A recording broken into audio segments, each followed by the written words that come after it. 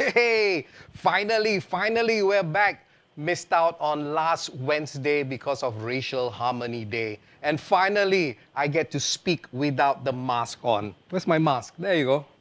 No mask. I don't need to wear any mask at all. So that is going to be something really good. I'm so happy welcoming in without mask on and hosting this show.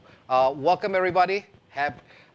How are you guys been doing? It is absolutely amazing how the past 2 weeks have turned out. Lots of topsy-turvy twists and turn in the COVID-19 situation. But the good news is there might be plans for us to ease up on restrictions, especially for those of us who have already been vaccinated, fully vaccinated, and that includes myself and my guests. And we were just talking about it earlier on before the show and how life should go on, especially when we are aiming for full vaccination of the country among all our Singaporeans and the people staying here in Singapore. All right, my name is Ross. Welcome everybody to my show. This is Power Up with Ross, your weekly show on sports and lifestyle. It has been absolutely amazing that I get some of the reviews from some of my friends saying that, hey, they're missing out on some of the sports and lifestyle activities, but, there are some other events that is being hosted or being conducted virtually, and also some events that's happening around Singapore that involves smaller groups of people. I'm going to tell you a little bit more about that later on. All right. So welcome everybody to my show, and tonight we have a very special guest. So for those of you who know who the guest is, yes, it is. It is Alexander Durich, and he's here. He's waiting. He's going to be coming on in the next 10 minutes or so, joining me tonight. All right.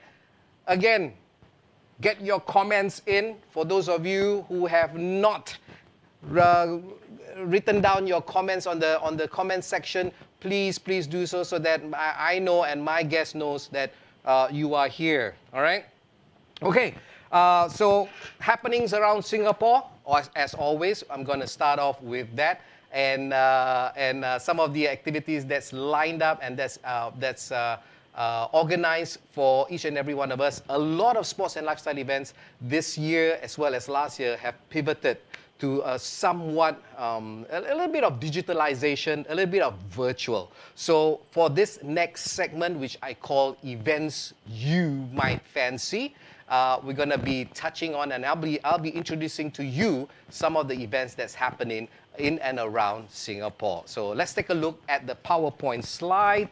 There you go. All right, first off, we are going to go with this. Ta-da! Oh my goodness, I'm so excited about this. Not only is it's got something to do, well, everything to do with dinosaurs and prehistoric animals, but it is also organized by a good friend of mine, an organization whom I worked with over the years, and that's Jeffrey Fu and the wonderful team that he has in Lively. All right, so this is called the Jurassic World Run Asia Pacific 2021.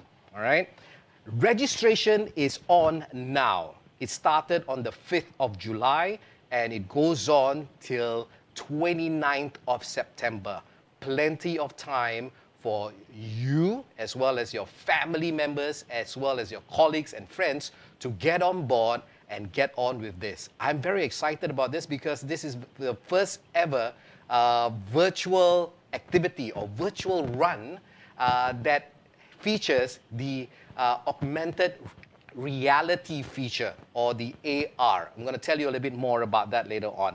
So the registration is now on. You can go to that website that's shown on the screen now. It is JurassicWorldRun.com. All right. And if you're wondering what this run is all about, well, let me show you the next slide. What is this all about? Your mission, ladies and gentlemen, for those of you who are going to be registering and taking part, is this. the first hybrid dinosaur in Jurassic World has broken out. So they set a scene for you, all right? That has broken out in its enclosure and is unleashing havoc across Island Nublar. Hope I pronounced that correctly. Wild dinosaurs are running amok and it's no longer safe to play.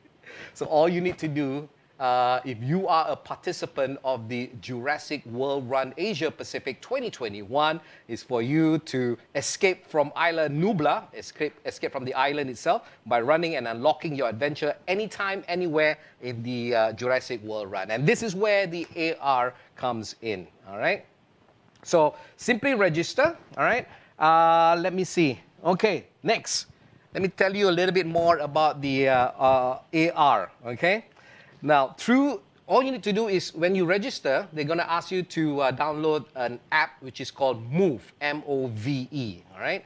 M-O-V-E. And once you download it, you'll be able to explore an immersive experience as both your favorite and most feared Jurassic World dinosaurs will be brought to life through augmented reality. So check out that picture on the extreme right, okay?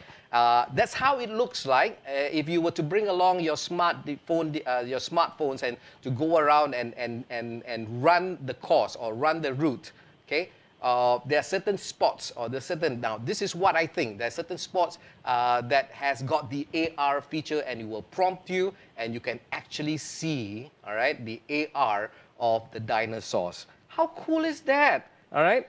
So simply clock in your registered distance using the Move app, and the Move app will notify you when you have access to an AR experience at different distance milestone. There you go. So launch the AR experience using the Move app. So you got to make use of the app to launch the AR experience and get to see and experience the dinosaurs firsthand on your smartphones, all right, anywhere and anytime, all right? So there you go. Registration fees are available.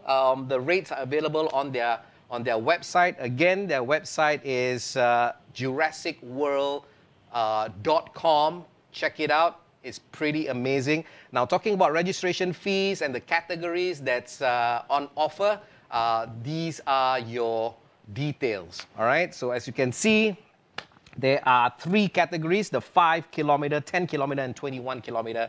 And all the details can be found on the website, all right? So registration period, again, until 29th of September, all right? And clock-in period for you to get your hands on the race entitlements. Ooh, yes, talking about race entitlements, these are cool stuff. I'll tell you a little bit more now. These are your race entitlements. Wow! You've got that Jurassic World finisher t-shirt. You've got your Jurassic World Run medals, all right?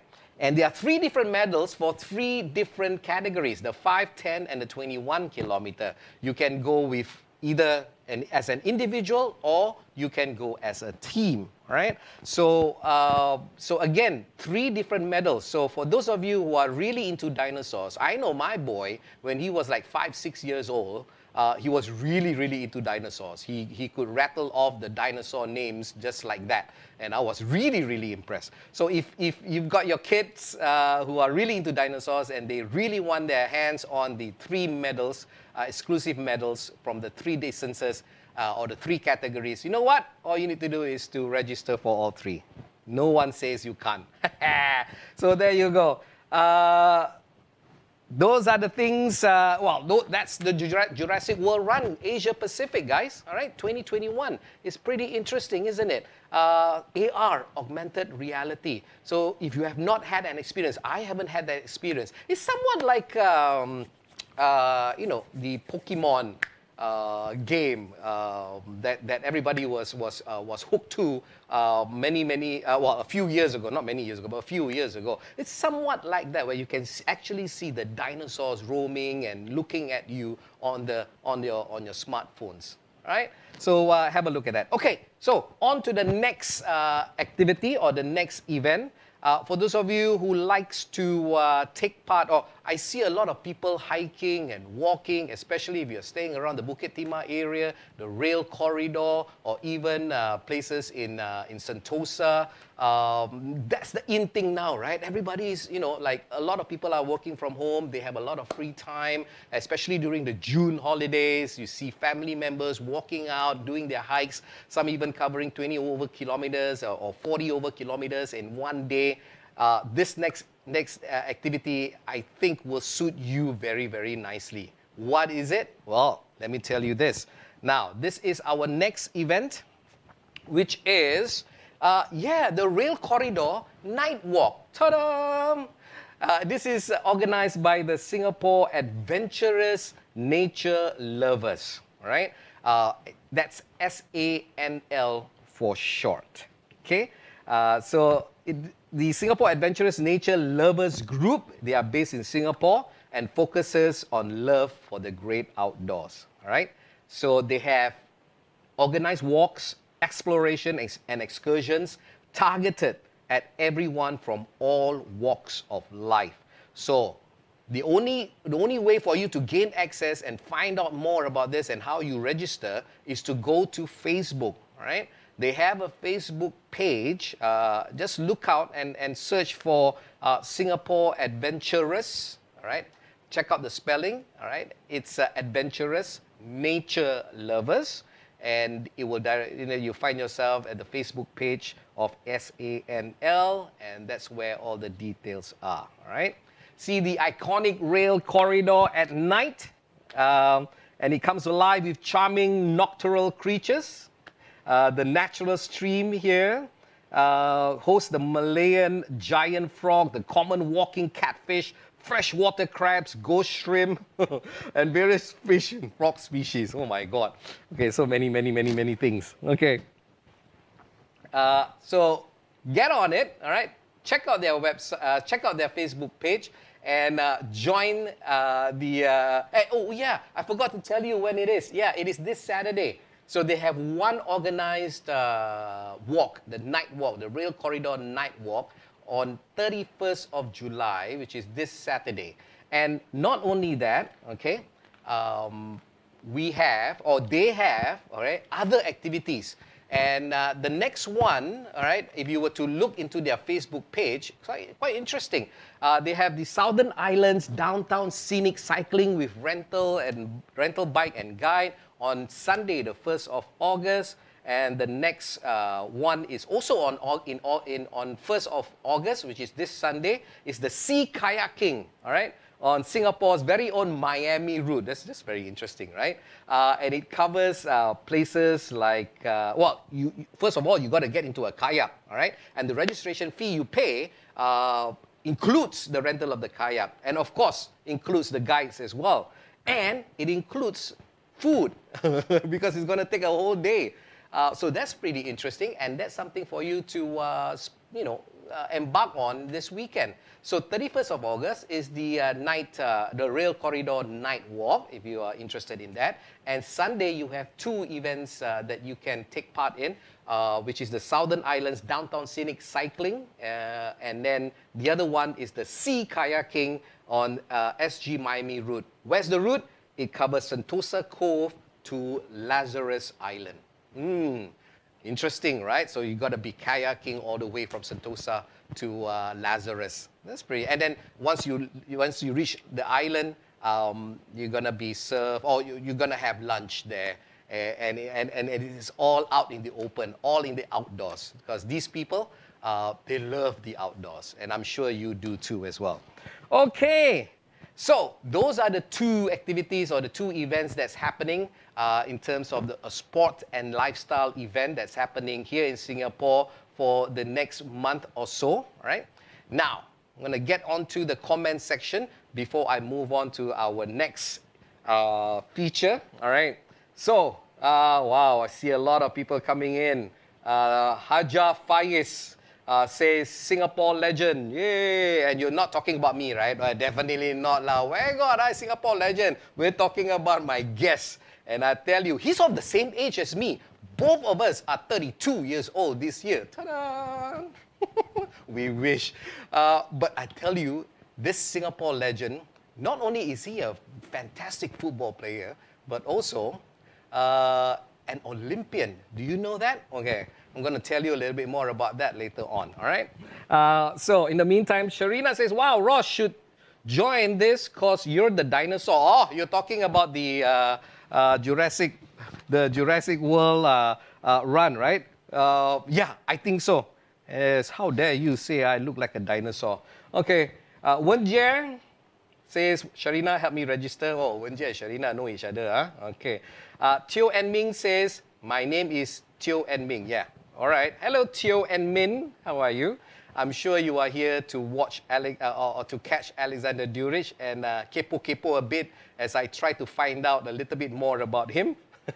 Steve Ng says, interesting, Rail Corridor Night Walk, cool. Yeah. Hey, in this show, Steve, I will always show you and I will always feature the most interesting ones, as long as I can find it. So you guys, especially my friends on Facebook, if you have any interesting events or activities or lifestyle events that's happening, if you find it interesting, hey, WhatsApp to me, tell me, and then I will definitely feature it, okay? Wen Jie says, you are the MC legend lah. Ayah, don't say like that lah. You make me malu. I'm so happy, you know, first time ever I don't need to wear a mask. For the past 7 episodes, I was hosting this show with a mask on. All right. Okay, so next, Olympics. Lots of news happening in the world of Olympics, right? It's happening in Tokyo. Of course, Joseph Schooling, our golden boy, our swimming golden boy, will be on hand, and he'll be in action tomorrow for his pet event, which is the 100-meter butterfly. So we are gonna be rooted in front of a screen and supporting him. The whole of Singapore is supporting him, and to the rest of our athletes in Tokyo as well. I tell you, my Facebook has been flooded with all news about Tokyo, and some of them my friends who are in Tokyo itself doing their part to ensure that the athletes, our athletes, Singapore athletes, are safe. Okay. Now, talking about that, there's this viral video which I find very, very interesting, okay? And very funny as well. And there's a story to it, okay? It all features the Australian swimmer. Yes, the Australian Ariane Titmus, all right? She lit up the pool with a stunning victory over Katie Ledecky at the Tokyo Games on Monday. So this happened on Monday, July 26. She won, all right? And the event was the 400-meter freestyle event in the Tokyo Olympics. She won the gold. And you know what? Not only did she get the limelight, but her coach, yes, her coach got the limelight as well, and it has become viral all over the world. Coach's name is Dean Boxall, and reports say that he deserved a gold medal because his celebrations after Ariane Titmus clinched the gold medal for the 400-meter freestyle was out of this world. Check out this video which I have. Let's check this video out. He's coming home. It's sort of like Doc Brown. I mean, it's going crazy. Oh my goodness. He's like putting on a show like Mick Jagger or the Rolling Stones or something. There you go. That was Coach Dean Boxall. And you know what? I agree with some of the reports. I think he deserved a gold medal for that celebration. It's absolutely hilarious, and you can feel the excitement, you can feel the happiness, the energy in him. So, based on that, right? So, we got other videos all concerning this particular video that went viral. And as true, well, of course, in all things viral, it has undergone some creative takes from fellow netizens who will never fail to impress and improve on the viral video. So I've got one video that somebody made, one of the netizens have made, based on that celebration. Let's take a look at the next video. You'll find it hilarious.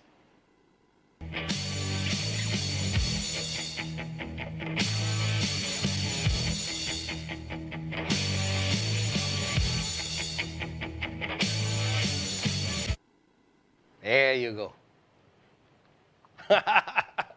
Wonderful. That was really, really good. Well, you can find so many other videos based on that. And a lot of people were saying that Boxall's celebration is similar to what the Ultimate Warrior, the WWF or the WWE star, back in the 90s, I think. Yeah, the Ultimate Warrior stance, the Ultimate Warrior celebration, and the way Ultimate Warrior moves. This is really, really hilarious. Okay. Checking on my comments before we head on down to my guest tonight. He's waiting patiently, looking on. I can see him. Yes, he's looking at the phones and he's checking out the comments. So for those of you who haven't gotten your comments into the comment section, get your fingers to do the work and start commenting and say hi to either myself. I know not many people will say hi to me, but of course to my guest, who's a legend, a football legend here in Singapore. All right, Steve Ng says, you both are legends. Okay, Mohammad Jelani says, steady lah bro. Hello, my primary school mate. Effendi says, steady lah. Jai says, oh, let's go for the run. Okay, yeah, Jai, why not? Well, we'll see about it lah. Now, my leg, now a bit old already. Got to punch on me a little bit lah. Give me some handicap lah. All right. Get your comments in. I am watching. My guest is watching. And talking about my guest, ladies and gentlemen, it is time for me to introduce my guest. And let's have a little friendly banter, a little chat with Singapore's very own football legend. Now, my next guest is an Olympian. Yeah, I did mention that earlier on. He's a refugee. He was a refugee, all right? He's a footballer. And not only that, Mr. All-Around nice guy with lots of personality and somebody whom you like to have a little chat, in fact, a long chat with him. Alexander Duric, who's a native Bosnian turned Singapore citizen, has lived a whirlwind life that led him to become a legend of Singaporean sport. All right.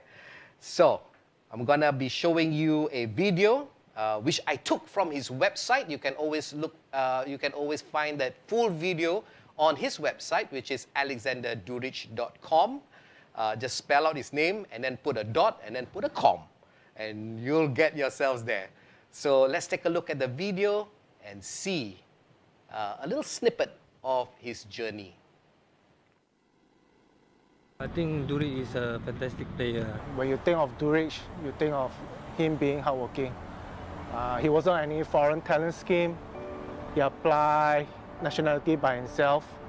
Singapore is lucky to have a footballer, an athlete, an ambassador for their country.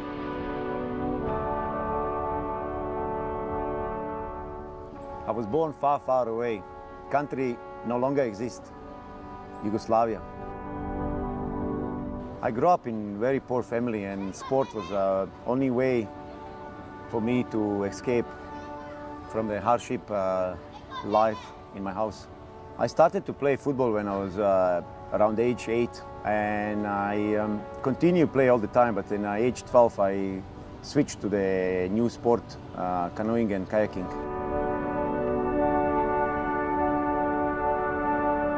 Kayak brought me a lot of great memories as a sportsman. I soon after I joined the kayak, I become junior champion in former Yugoslavia, then the senior champion, and took me all the way to the World Cup in 1987. I become 8th in the world in canoeing, and that was just a step behind to become Olympian after that. And yeah, I was Olympian in 1992 Barcelona.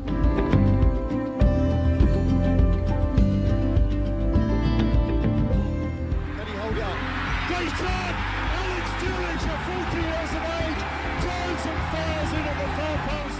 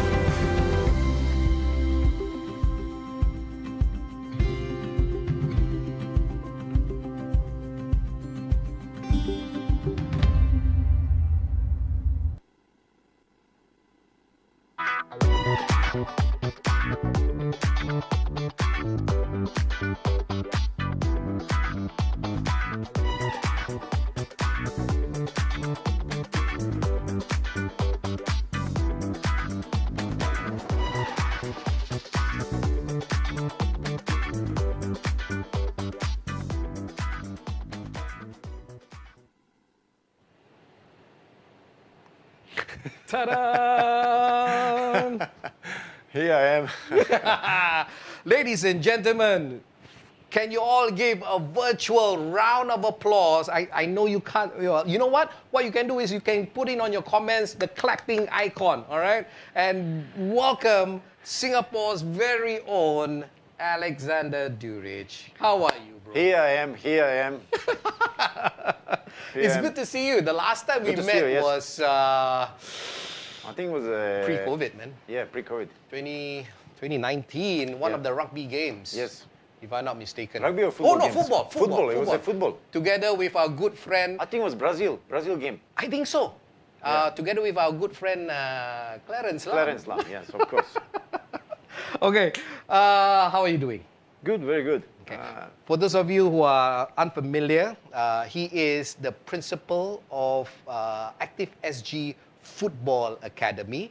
And well, knowing the situation, the pandemic that's happening right now, most of the activities have closed, and let's ask him about it as well. Okay, so what have you been up to the past 1 year?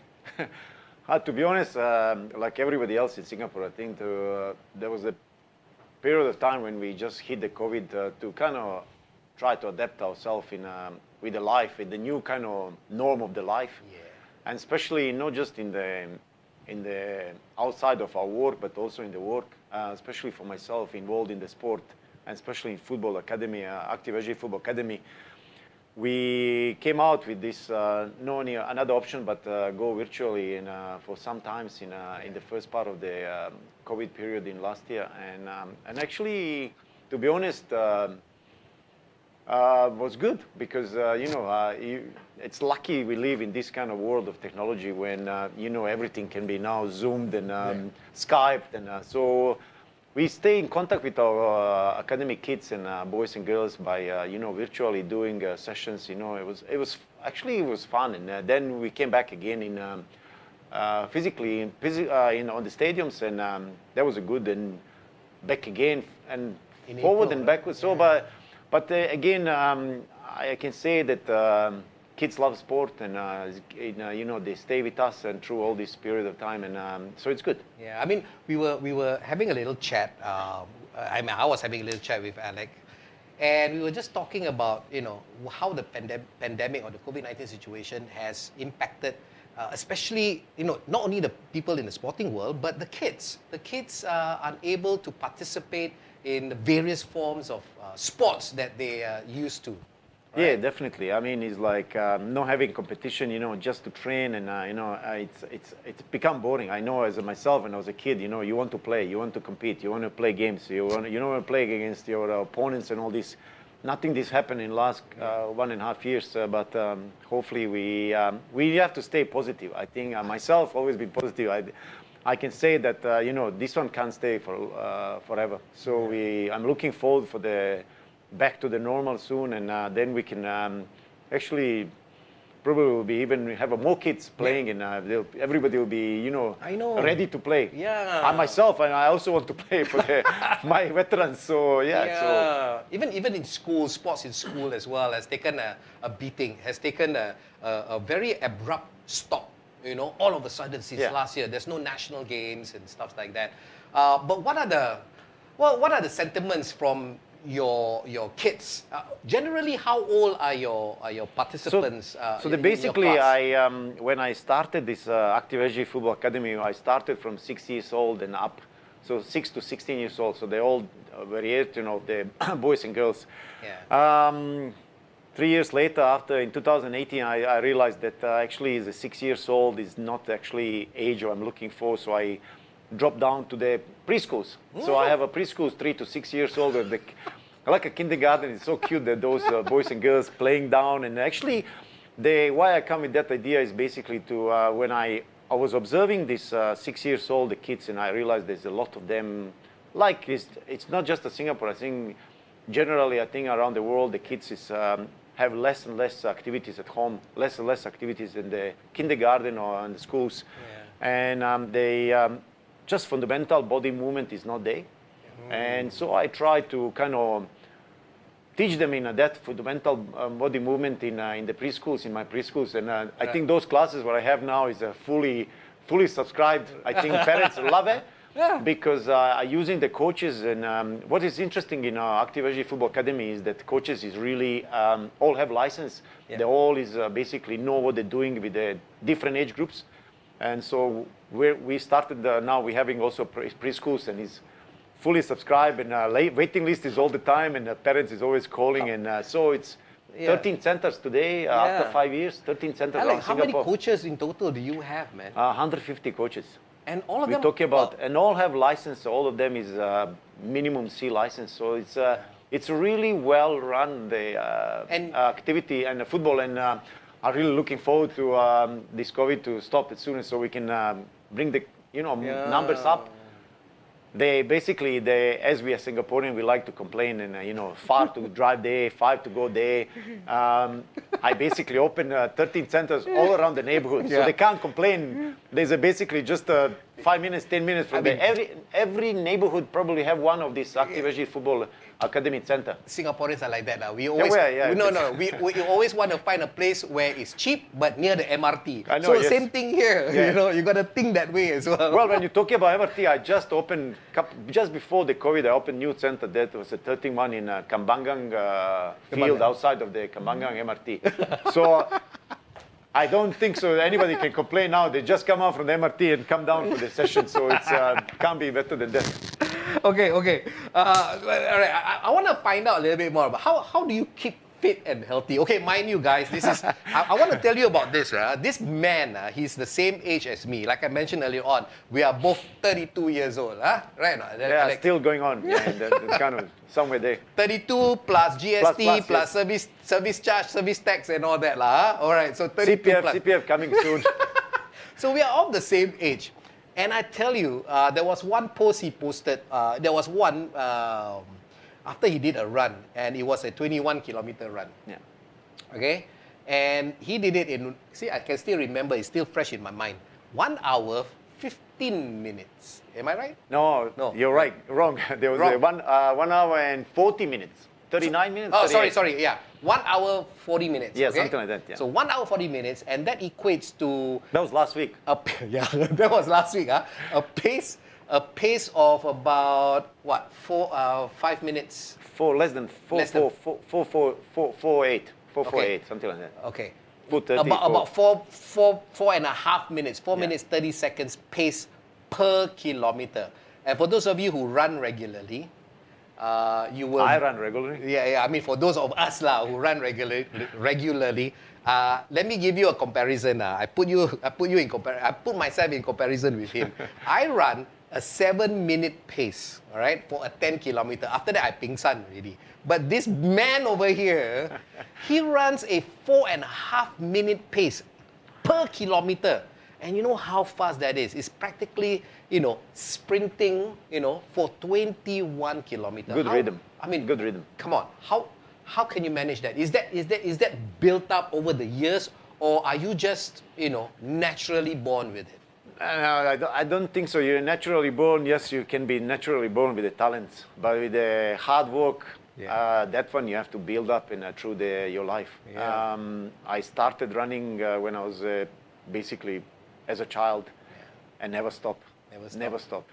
Still running, and I can say that sport basically was the biggest part of my life. Actually, it's still on. It still is. And then I always believed that even when I was in canoeing, representing my older country, Yugoslavia and Bosnia in Olympic Games, I always tried to be in top shape because I know that how much effort I put in the training and sessions, that's how much I'll get results. And later part when I started football wasn't different. I'm trying to teach younger generation that's how important it is to look after your dieting, your sleep, your trainings, and is an extra training for yourself because exactly how much effort you put it, that's how much you get later, and your body longer longer I was training, and mentally I'm so strong. And when you talk about running, people think it's in your lungs and your heart and all this. Actually, it's all in your mind. No. Because your brain, when you start running, and especially if you don't like running, as a brain will sooner or later will tell you to stop. I think this is not good for you. Then you actually stop.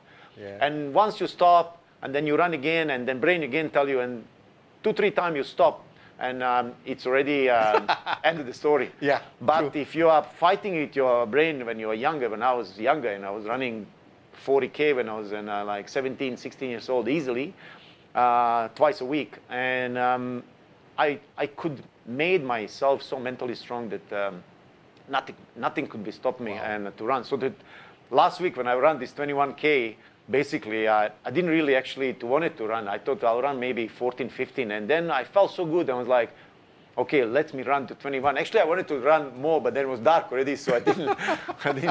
I was running in the green corridor. I love that green corridor. Yeah, I loved it. So because you were on the terrain, nearby. yeah. I live nearby, so Yeah, I know. I'm always there. Yeah. All right. So Wen Jie says, okay, I'm looking at the comments here. Yes. This is my friend Wen Jie, who was with Safra, and he organizes events. He organizes runs the last time. He says, hang on. There was one message he put in. Juric considered national team coach. Juric considered national team coach? We have a question mark. Okay, wait. Yeah. We'll tackle that question later on. All right. Sharina, whom you met earlier on, says, Alex still looking good in his golden age. Hey, hello, Sharina. That's a very sensitive word, golden age. What is the golden age? Golden age. Oh, what do you mean by golden age? Oh, Wen Jie says run together. All right, so I'm gonna we can organize that. Hey, Wen Jie is quite fit. Good. He can run very fast. Yeah, good. All right. Okay. So you were an Olympian. You represented Bosnia. Yes. In 1992, Barcelona 1992. Yes, Barcelona 1992. That brings back a lot of memories because I was working in the Singapore Broadcasting Corporation in the sports department. All right, sports desk. But I can't remember you, 1992. So you represented Bosnia in kayaking. Yes, correct. Amazing. How did that turn out? Basically, before the Bosnia became an independent country, I was actually already well known in a former country, which one doesn't exist anymore. It used to be called Yugoslavia, yes. Yeah. And after I was army man also. I compulsory was in our country also to go in army. I signed to become officer. I was an army officer basically just before the Olympic Games. I'm talking about in late 80s and start just the early 90s. Yeah. And I was a young army officer sent in our civil war, which just started in 1991. And I end up in this craziest part of the civil war in the city called Vukovar. I was in commander of the Special Forces and Special Forces unit. And to be honest, I realized after a couple of weeks being there and that actually this war wasn't my war. And, I was there to actually protect my citizens and the people who was basically my people. And I couldn't because there was a lot of these para-army things, and so I stood up and actually questioned my commander about killings of these innocent people, and of course I was trapped on my command, and sent back in my own, home city in jail. And then they've definitely decided to it's time for me to run from this country because it wasn't place for me to live in this anymore. So I moved to Hungary and become refugees of the world. And in 1992, when I stepped in Hungary, was the first country I moved from my Yugoslavia. And soon after Bosnia became independent country, they find me in Hungary through some people and offer me to become first Olympian in Barcelona 1992. Well, story is quite long because actually I wrote a book about my life, and that story is there too. And I did mention in what happened in that period of time. War was actually going on in a civil war in Bosnia. I'm Orthodox, and so Bosnia at that time in 1992 was kind of wasn't really welcome in Orthodox as Orthodox eyes. And so for myself to go in Olympic game was basically half of country was actually cheering for me, and half of country wanted me to be dead because all the people, my neighbors, even including my dad, was super upset and to go for Olympic. But I never really believe in all these racial problems, and we need to believe that that's last thing we should think about as a person, as a human being. But so I end up in Olympic Games. My journey was not like what Olympians these days go in at least business class or at least in the plane. Yeah, well taken care of, right? I end up in trying to stop the buses and trucks and to half my way to the Barcelona to go there without any equipment, without even jerseys. When I went in Barcelona Olympic Village, they give me all this equipment, jerseys, and oh my God, I got a help, and didn't really do well, but I was proud that I was first Olympian from Bosnia and Herzegovina in the different sport. Saying that, I wanted to tell people who is probably listening or now this our show, it's how important is when you're a child that to try different sports. You shouldn't be specialized. We like, I'm a parent of 4 kids, and I see my son, playing very well basketball, and when he was young, and I was like, he may have just push him in that sport. Actually, when I was young, my dad really wasn't involved in much in my sporting career, but he let me to try many sports when I was young. So basically, I really end up very well in canoeing and kayaking and in football.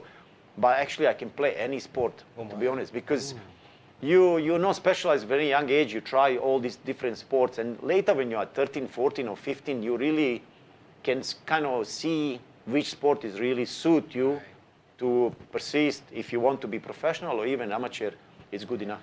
I think the same. I mean, exactly what you said is happening here in Singapore. At an early age, the Ministry of Education is actually diversifying. Yes, but it's everywhere like that. Yeah. I mean, being parents or schools, or trying to separate the kids and see the level of the how they do in the different sports. Or you maybe play tennis, you play basketball, you play football, you play handball, or whatever sport is, athletics. But end of the day, we should let kids, to develop themselves through the different sports, because it's a different sport is manage different part of the body. Eyes coordination, legs coordination, hands coordination. So we shouldn't really different skill set altogether, right? Yes. Hopefully, I think it's a little bit changed now in Singapore, and so I'm looking forward to not to specialize to. You're going to voice this out, and then definitely the authorities or whoever it is might figure it out. Now, talking about that, you did mention to me about the fact that, and I look at you and I really trust you when you say that you are good at quite a lot of sports, all right? It comes naturally to you. And I see a lot of my friends, of other people who are naturally good at many sports. So my question now is, what is that one particular sport that you really suck at, you really, really cannot master? What is that one particular sport? Actually, it's 2, which one I can say 2. We are in for a bonus. Yes. So it's a squash. Squash is one. Squash? Squash, yes. Okay. So squash is actually the first time when I came in Singapore, and long time ago. Tried to play, I really didn't get it how to play this sport. I don't know if I'm too tall, but then I realized I watch professional guys who play. Actually, they're not really short guys, so they can play. And I was like, try the ball bouncing behind me, and I was looking, where's this my partner playing? I was like, that's the one sport. Another sport which one I really try also, and interesting is badminton. Because I maybe play against good badminton players, and somehow I feel this, what's it called, this little shuttlecock, yeah, will come to my racket. Actually, I was thinking it's coming, and it's suddenly like a drop in front of me, and I was like, how this happened? Because it's, so... Okay, so now we know. So if ever you want to feel good about yourself, and I'm talking to all Beat me friends, easily. all friends of Alexander Duric. For those of you who are friends with him, you want to feel good about yourself. Every time you play football, the speller run circles around you. Don't play football with me. They ask him to play either squash or badminton, and then you feel good about yourself. I forget to say that I'm a very bad loser. I can't lose. I must win. Whatever for sport or whatever we do, I'll try to win. Hey, I just want to find out. You became a Singapore citizen in 2007. And you came to Singapore in 1999. Okay, so that's like 8 years. Yes. Okay, and I understand that. Oh, talking about that, you guys, he did mention about his book, and I want to touch on that later on. Okay, just remind me lah. So it took. So you had made several attempts to become a citizen. Yes, I did. Yeah, from I did 1999 yes. 2007. What made you decide? That pull factor. What made you decide and to say to yourself that, hey, this is the place I wanna be? Honestly, when I arrived in May 1999, I see the Singapore like very similar to my hometown in country. Ooh. Because the buildings and the people when I used to live, and I saw, I'm always kind of was mixed with the Singapore people. Because in the football and all this, I was always part of the Singapore kind of culture, food, friends, going around, and so see the new places. And I realized is the way the city or country here made it is like the whole team multi-ethnic, definitely real religion and different race, religion, they all live together under one roof, and it's like different food you can find everywhere, and longer I was staying. To be honest, my contract was only in Tanjung Pagar 99. I was in Queenstown, right? in Queenstown Stadium. Was only 1 year. And I thought, okay, 1 year, I don't think so. I will stay longer here. Then Home United arrived. My biggest actually change was when after Home United moved to Geylang United. Yeah. And my former chairman Patrick Ang offered me long-term contract, which one was 3 or 4 years. 4 years, and he said, Alex, I want you to stay here. You just stay with us. Yeah. And then I really always kind of through the years before I come into Singapore, I always look where I can settle, where I can live, and where I can find my home, because I lost my home a long time ago before that, and I knew I would never be able to go back. And more I was staying, my daughter was born in 2002, Isabella, and then my Alessandro was born in 2004. I really felt huge, like a part of this community and this Singapore. Okay. And in 2006, I decided, okay, it's time for me to try to apply for the citizenship. To be honest, there was a few attempts, didn't really work out, but then in 2007, it did finally, and I became citizen. I was 37. I was that time playing for SF. And the funny thing, that year, 2007, I'll never forget, because that year was my second year. I won Player of the Year, and also we won the league. We won the cup. I remember I scored 44 goals in the league, and I was flying. I was like, that was my best year. And same time, I was thinking in my head, that would be my coming to the end, because you are 37. Even I was always fit and a guy who really loved football. And and I became citizen. So 2007 is a significant year for you for two reasons. One, I think so, because one, you became a citizen, and 2007 is the first year. I mean, the year which you put on the national, our Singapore national jersey, right? Yeah, I will never forget that the moment, because first of all, I'll never forget the moment that when I got a letter from Singapore FAS Football Federation, Singapore Football Federation, that I was invited for the national team training, and I remember the SAF general manager, Mr. Koch, my manager brought the letter to me and said, "Alex, congratulations, you've been chosen to go for the representative the Singapore." And I was like, "What? Are you sure?" And he said, "Yeah, it's the letter is here." So I remember that clearly, and also I remember that coming home and talking to my family. I remember I was thinking, going home back in that evening, I was thinking, is it a good, what I should do now? Because I was 37. Do I really need another pressure in my life? Because, going into the national team, I know that football is different. It's much faster. You have to be really strong. And I thought people would start pointing and saying, "Well, this Alex is now, it's 37, and what are you willing to do? He's already old." And but I took it that challenge, like as many challenges I took it through my life, and I thought myself, well, I can show that. What can I do? There was my debut was in old Kallang National Stadium. I remember we played against Tajikistan,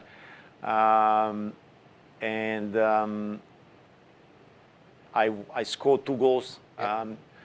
I felt sorry for these Tajikistan players because I missed, I think, 2 or 3 after the second half. I remember clear, and so I felt sorry for them, because I could run 3 days that evening because I was so pumped up, and I was so happy to be there with all these players, who I played with and played against during the league time. Games, league games, and now being together with them in the same dressing room was amazing for myself.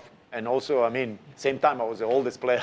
Would you consider that the most memorable moment in your football definitely career? one of the, yes, definitely one of this. And you know what, ladies and gentlemen, I have prepared a nice little clip of that particular match back in 2007. It's the Asian World Cup qualifier. All right? Let's roll the video, and then let's have a look at it. Tajikistan provide the opposition for Singapore. South Africa 2010 is the long-distance goal. And the Tajiks have made a promising start, but that's an interception. And it's broken through to Alexander Djuric, and the debutant has forced a save from Alexander Mukanin. Good start from Singapore. Lewis close to being on the edge of his area there, but that's been allowed to bounce by the defender. Djuric, Noor Alam Shah, Alexander Djuric on his debut. The 37-year-old has opened his account for Singapore on his debut. Bosnian born, but very much part of this Singapore setup now, because this is a crucial strike, and Singapore have the lead. Pressure continues. The far post is Mustafic. Djuric for number 2. Oh, it's make-believe. Within half an hour of his debut, he's scored twice. And Singapore, well, can they build on this? It's a good deep cross. Mustafic for out in at the far post. Djuric forces a tremendous save, and then he can't miss from there. It really is a dream debut, and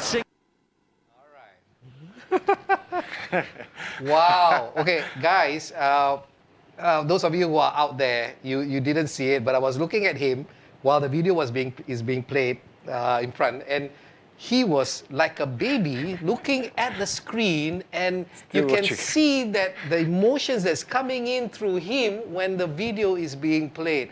It's good time. Quite good times, I can right? say it, yeah, very good. I think that's a significant moment for you. First time donning the national jersey and scoring 2 goals in your debut at 37 years old. Oh my God, what is it that you can't do, Alex? And running a 21 kilometer in 1 hour 40 minutes. Actually, that's the bad time. I could do better. Okay, so this brings me to the next slide.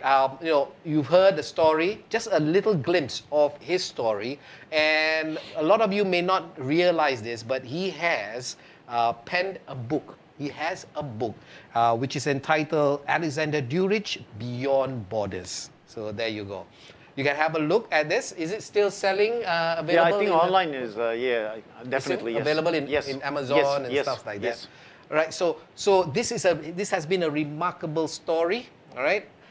And we are so glad that you are here. Okay, so we've got 3 minutes left, all right? That leaves me with one video for me to show. This is a challenge that I would set out Alex to do, all right? So roll the video quickly so that everybody knows what this video is all about. This was done about 1 month ago. What?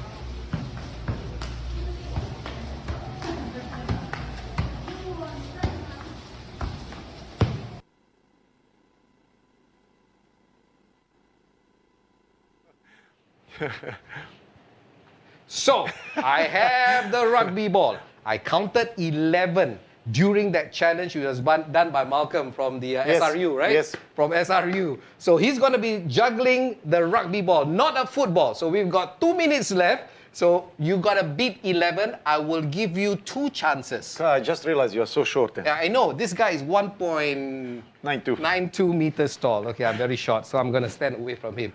All right, FB World, let's see. What's the I don't care. Windows You and do that. it. I don't care. Alec. How many I need to Make do? Clarence Lam proud. Okay. Clarence can't do 2. Okay, let's go. All right. Ready? Okay. 1, 2, 3, 4, 5, 6. That's it. Okay, so that's the first try. He didn't beat 11. All right. I don't so think so. last try. Okay, one more. Okay, I'm gonna get clear. All right. Okay. 1, 2, 3, 4, 5, 6, 7. That's it. That's it. Thank you very much. Move away from me. Okay, there you go. 2 meters at least. So with that, ladies and gentlemen, unfortunately, Alexander Durich did not beat his 11 times on the juggling of the rugby ball. But of course, we love him nonetheless. He has always been the footballer that Singapore loves. Everybody loves you. Thank you so much for being part of it, all right? And with that, ladies and gentlemen, I got to sign off already. It has been wonderful. If we have the chance, I would always want to talk to you more and more and more. We can go on and on and on. But we gotta stop short. So this has been the Power Up with Ross show every Wednesday. So we'll see you next Wednesday here at the Geylang Serai Virtual Club. See you guys later.